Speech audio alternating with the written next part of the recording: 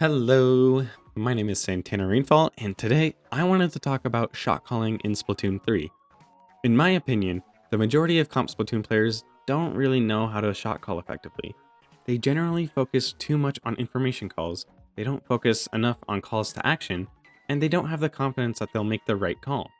So, how do we work on it? Well, let's start off with part 1, the problems.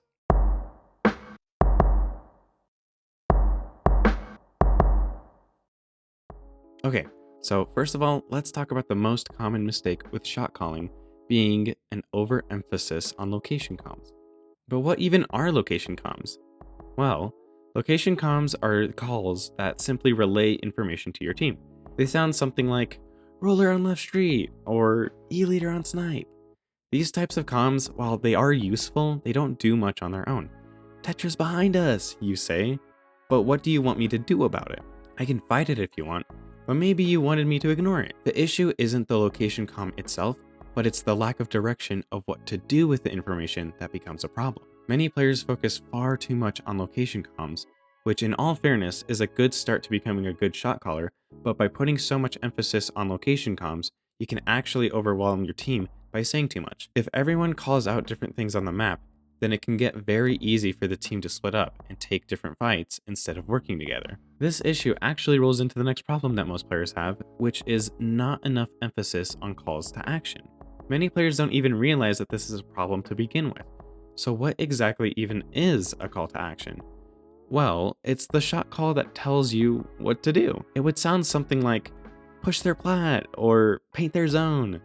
These calls to action are the very crux of coordination. Without them, the teams you play on won't have as much direction, and that direction is crucial because without it, your team will become disconnected and you'll get split up. It sounds like a pretty simple concept, but there's one reason why this simple concept can actually be a big obstacle for many players, and that reason is confidence, or rather, the lack of it.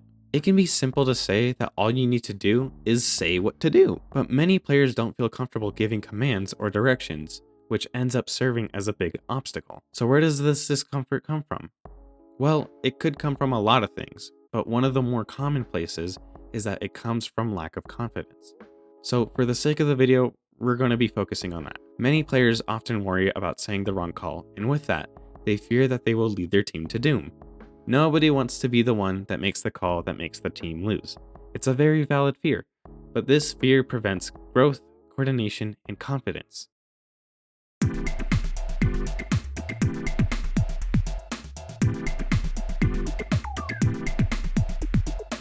So now that we understand the 3 core issues behind shot calling, how can we fix it? Well, each of these problems directly lean into each other.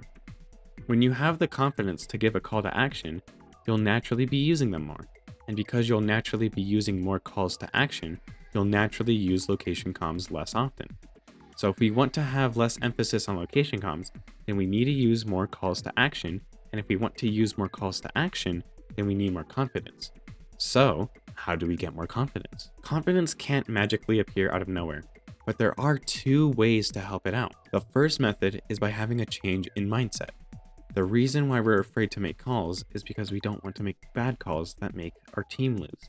But this mindset doesn't actually help us. This is a fixed mindset. If I make a bad call, then we lose.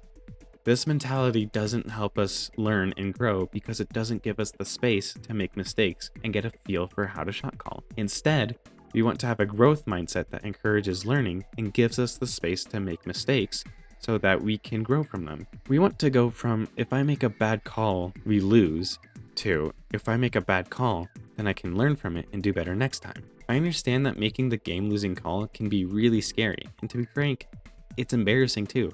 But you're never going to be able to learn how to make good calls if you never learn how to make bad ones. Not only that, but bad calls don't always end up in a game loss. Sometimes they just end up with a team wipe, and that's okay, because your team is able to respawn and you all get another chance to play. This is a really good start on how to improve your mindset, but how can you practically change your gameplay? Having a changed mindset is good and all, but we still need to be able to physically change what we do in game. So, what can we do?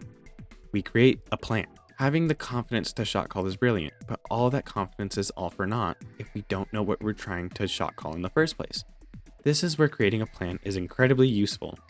By creating a plan and figuring out where the team should be focusing its efforts, shot calling becomes a lot more intuitive because you already know the areas you want to be pushing. You won't have to figure out mid-game if pushing their plat is or isn't a good idea, because you already spoke about it before you loaded into the match. As an overly simplified way to create a plan, go into the Sendu map planner and draw a line from your spawn to the enemy's goal. This line will be the path that the team takes to KO. Circle key areas on this line and prioritize those areas. If you see an enemy in one of these key areas, you can shot call to fight them, or otherwise you can shot call to ignore them. I am planning on making a more dedicated video towards making objective lines and how to push, but for now, what you can do is practice these methods with teammates and friends, and you can optimize and improve over time with experimenting and limit testing. While shot calling on paper is really easy to do, in practice, there can be some really difficult obstacles to get through before you can actually apply it in game.